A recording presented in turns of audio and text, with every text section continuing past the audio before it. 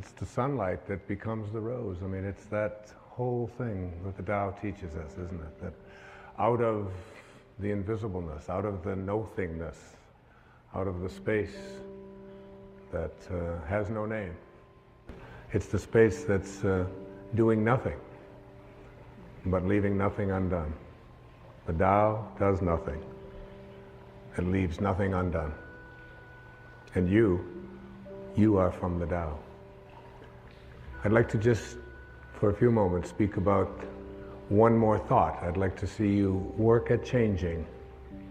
To change the thought from notice me, to what Lao Tzu calls living in obscurity, becoming more obscure.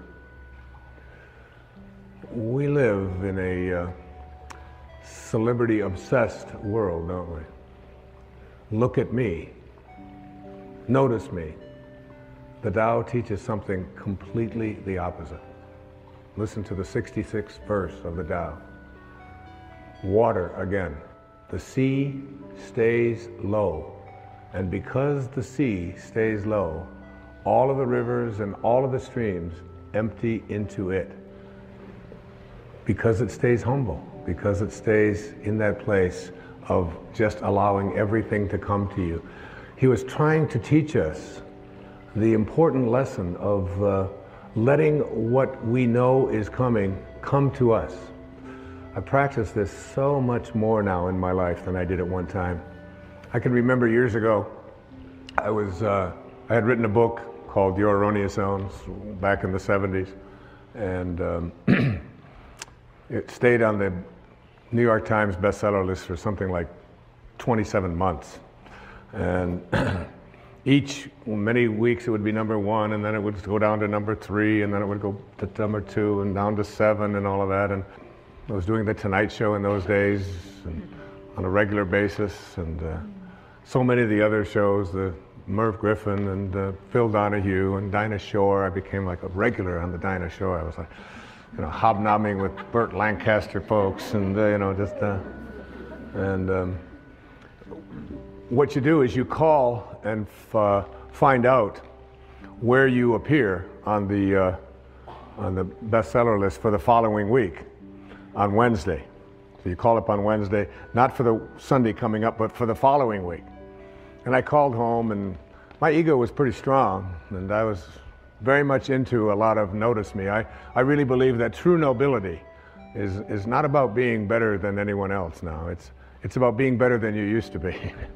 And I think I'm better than I used to be. And I know that I'm better than I used to be in every quality or every characteristic that I hold to be valuable. But in those days, I was into notice me. And I called home, and I had trained my wife to call the New York Times. She had this special number that she could call, and with a certain code, and she could find out where I was going to appear on the bestseller list the following week. So I called her up and I said, where am I on the bestseller next week? I was out in California doing something, and she said, you're not on the bestseller list. I said, what are you talking about? I was number 1 on the bestseller list last week. I said, even my voice changed when I said, what do you mean I'm not on the bestseller list? She said, you're not on the bestseller list, I'm sorry. She said, your book is on the bestseller list.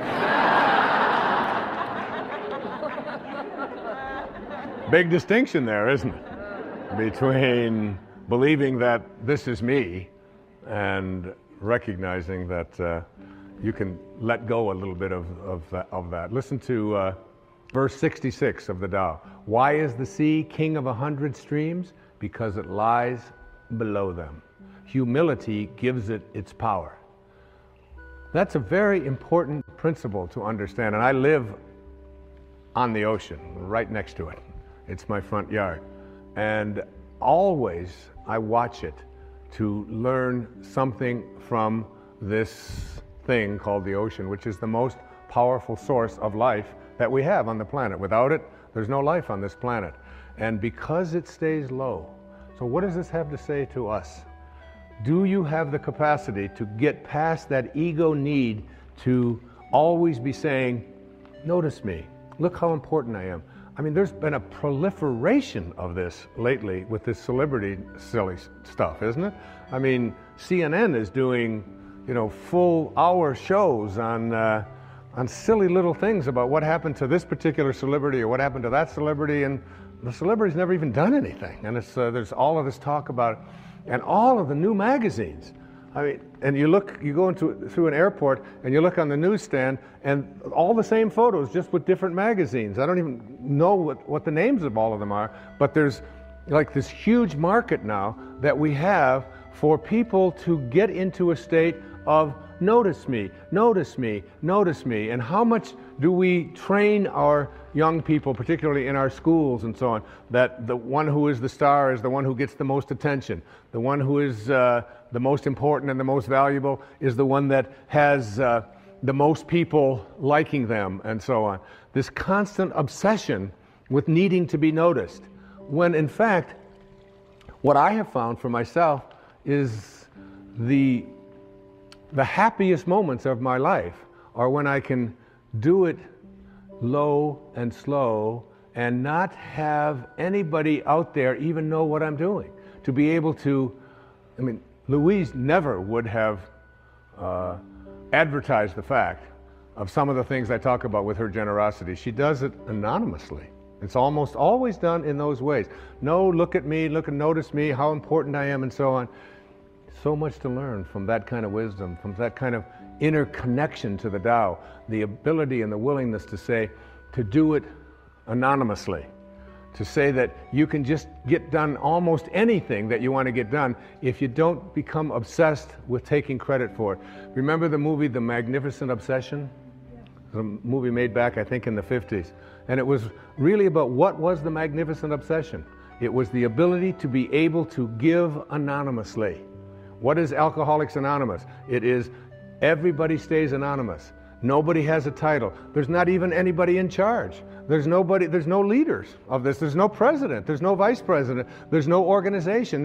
It's just, here's a group of people who just want to help other people whose lives are out of control. So here's a meeting place, and you come, and one day somebody will chair it, and then somebody else another day will chair it. And one of the things I've found when I attend one of these meetings is that I feel, you'll see so many people who are downtrodden, who feel as if their life has passed them by, who look like they don't have any teeth, they haven't shaved, they're dirty, they're God in disguise.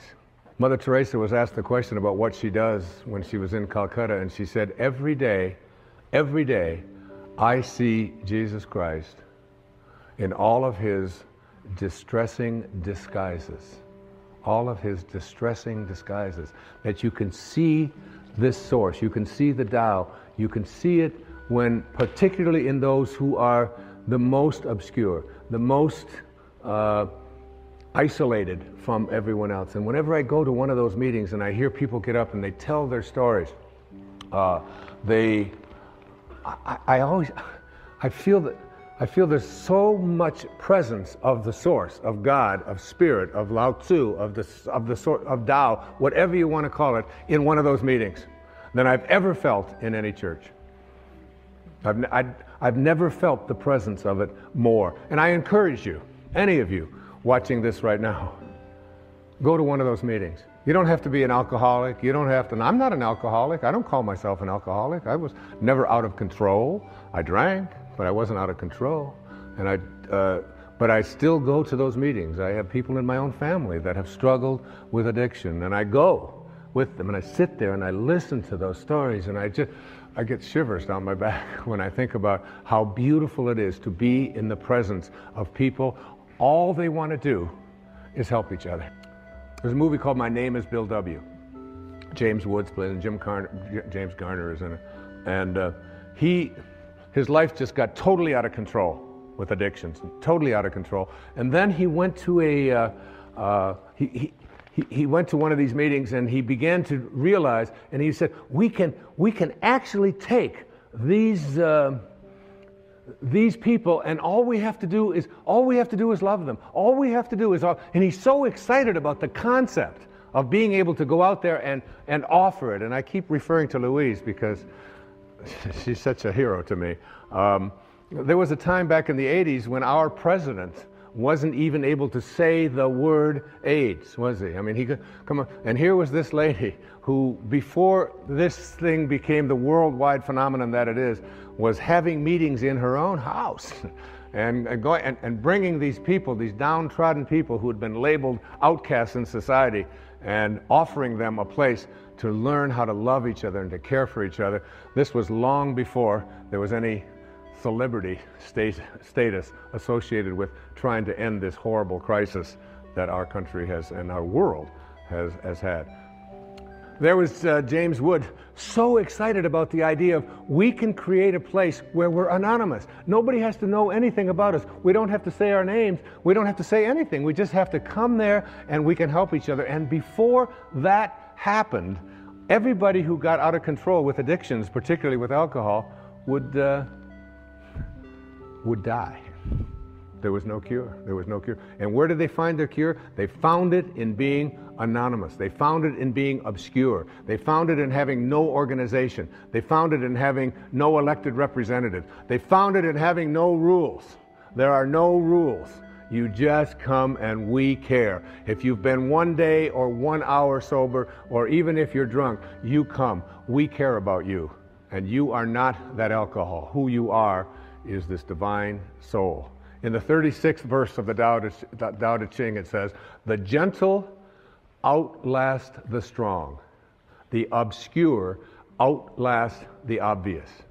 Try to become a little more obscure, a little less interfering, a little less notice me, a little less, one of the specific kinds of things that you can do is just as you're about, when somebody else is talking, just as you're about to interject what you've been thinking about for the whole time, waiting for them to stop talking, just stop and to bite your tongue and say, "Tell me more." Or, "That's very interesting. I have never heard that point of view before." Even if they totally, completely disagree with everything that you stand for, to be willing to listen, to be able to stop. Practice it. I practiced it when I did these verses of the Tao. I practiced it every single day while I was working on that. Just staying obscure. And for me, that's not always so easy because of just being recognized wherever I go. And if I saw someone who was about to recognize me, I would just put my head down. I would just walk a little bit past them like something. Right now, I just want to be anonymous. Right now, I want to be obscure. The Tao says, storms always end. Verse 23, fierce winds don't blow all morning. A downpour of rain doesn't last all day. Who does this? Heaven and earth. You're already connected to everything you want or need. It will come to you at the exact perfect time, as the rivers and the streams come to the ocean at the perfect time and place. You gotta trust. You gotta know it's going to come to you. You don't have to chase after it. You can become a little less obsessed with your ego and your self-importance and who you are and what you've done, and you can get so much more done. And you know what? It's the most peaceful and sweet, delicious way. It's like the song that Cecilia was singing about the rose. Thank you so much, and God bless you.